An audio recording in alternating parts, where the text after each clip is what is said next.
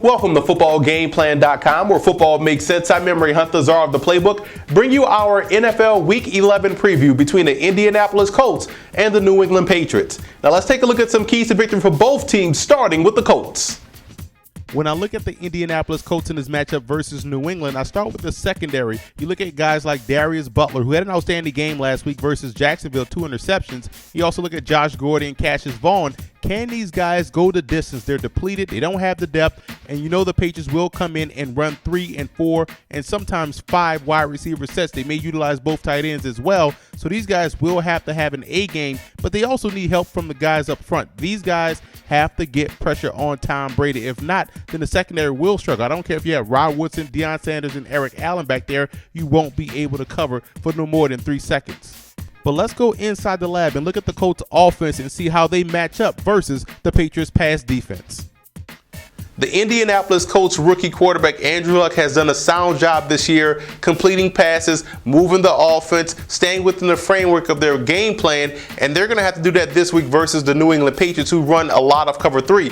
Up here on the board, I've drawn up 3 plays that can defeat a cover 3 type of coverage: the Texas concept, the drive concept, and option routes. Let's get to game planning right now. You look at the Texas concept. What the Texas concept is trying to create a 2-on-1 type of situation. Here you have the running back going in motion, going to the flat, showing that he's flying out to the flat, trying to influence the strong safety and the Sam linebacker to leave his responsibilities before cutting it back inside for the dart route. That's one read, and it could be a hot read. If they blitz, then this guy will settle down right here and turn it up and try to make a play, look for the football. Behind the running back running that dart route, you have a square out by the tight end. So you create that 2-on-1 type of situation. Either you're going to sandwich this strong side backer or this strong safety, and that way you can have easy reads for a rookie quarterback.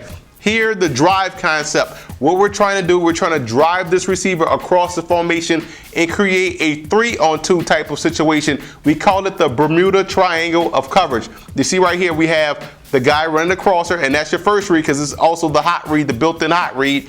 We have a 12-yard in route coming across the face of the free safety and also threatening the zone of that middle linebacker. And we have your outlet, which is your running back settling down in front of the guard. So you have 1, 2, 3 triangle type of coverage. 3-on-2, linebackers are in trouble right there if Andrew Luck has time.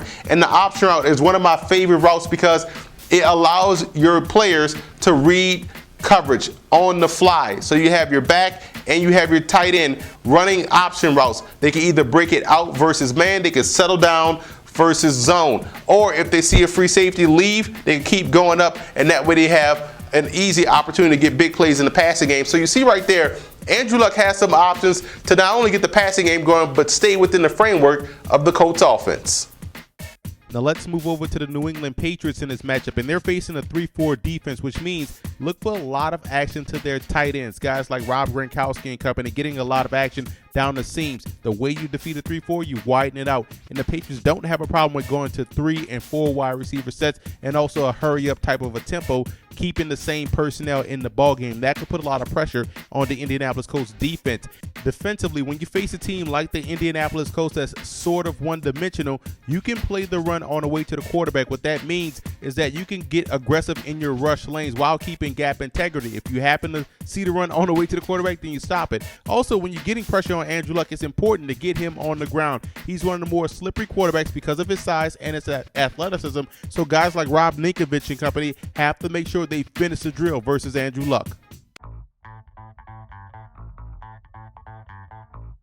Red zone defense will be an X factor for the Indianapolis Colts. This is a different animal than the Jacksonville Jaguars, and if you're going to win this ball game, you got to make sure when the Patriots get down there, they come away with 3 and not 7. And blitzing will be an X factor for the New England Patriots. They can't get pressure with their front 4, so they have to send extra. And if you send extra, you better get there because Andrew Luck is a dangerous quarterback once he breaks contain.